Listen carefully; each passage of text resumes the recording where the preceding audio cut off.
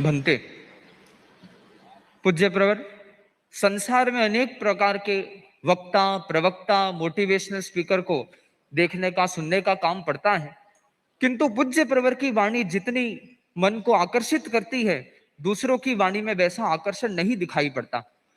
उसका कारण यह है क्योंकि कई वक्ताओं में कई प्रकार के दोष भी होते हैं। राष्ट्र कवि मैथिली शरण गुप्त की कुछ पंक्तियां हैं। सम्मान्य बनने को यहाँ वक्तृत्व अच्छी उक्ति है, अगुआ हमारा है वही जिसके गले में उक्ति है। उपदेशकों में आज कितने लोग ऐसे है कहे, उपदेश के अनुसार जो वे आप भी चलते रहे। कि उपदेशक उपदेश देते हैं, फिर खुद चलने वाले ऐसे कहां मिलते हैं।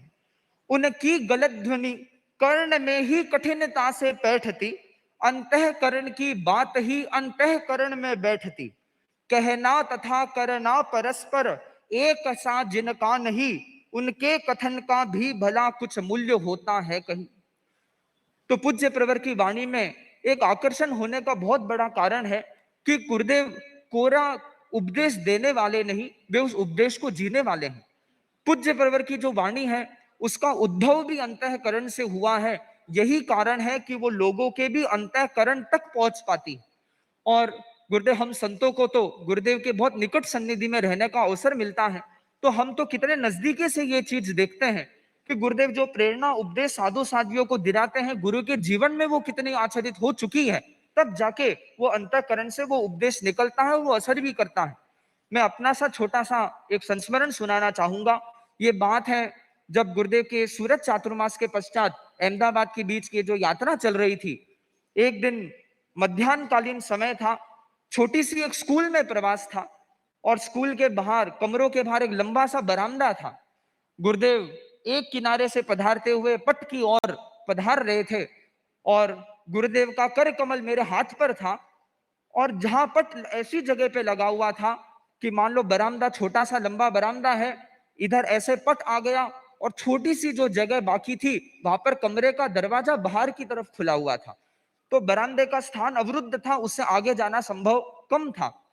गुरुदेव मेरा हाथ थामे हुए गुरुदेव बाहर दरवाजे तक पधारे और दरवाजे पर पधार कर आचार्य ने मुझे पूछा कि भाई यहां से अब आगे जाना हो तो कैसे जाएंगे।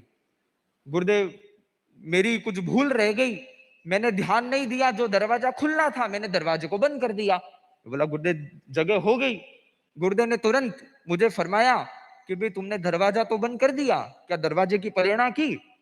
तब मुझे एहसास हुआ कि भाई ये तो मेरे से भूल हो गई। तब मैं वापस, गुरुदेव ने मुझे आगे भेजा, भैया पलेणा करके दरवाजा बंद करो। मैंने पलेणा करके दरवाजा बंद किया, फिर वापस दरवाजा वापस खोल दिया। अब आप देखिए कि गुरुदेव का चिंतन, दृष्टिकोण, कि गलती तो हुई है और गुरुदेव ने फरमाया कि भी तुमने तो बिना पलड़ना किए इसे बंद कर दिया, अब आने वाले और कितने साधु इसे बंद करके जाएंगे, पूरे इस दरवाजे को खोलो ही मत, इसको बंद ही रहने दो। तो गुरुदेव का ये जो दृष्टिकोण और ये जागरूकता है स्वयं के लिए भी और दूसरों के लिए भी, गुरुदेव दूसरों के लिए भी ये कितना चिंतन कराते हैं कि किसी और से भी गलती ना हो जाए। गुरुदेव की लगता है गुरुदेव उस परीक्षा में तो मैं फेल हो गया, पर ऐसा लगता है कि वहां पर फेल में भले हो गया पर गुरुदेव ने आगे के लिए मुझे बहुत सफल कर दिया, ये सुनिश्चित कर दिया। तो यही कारण है कि गुरुदेव का जो उपदेश होता है वो अंतःकरण से उद्भव होने के कारण सभी के लिए बहुत प्रेरणादायी और आकर्षण करने वाला होता है। ओम। आज तो भाषण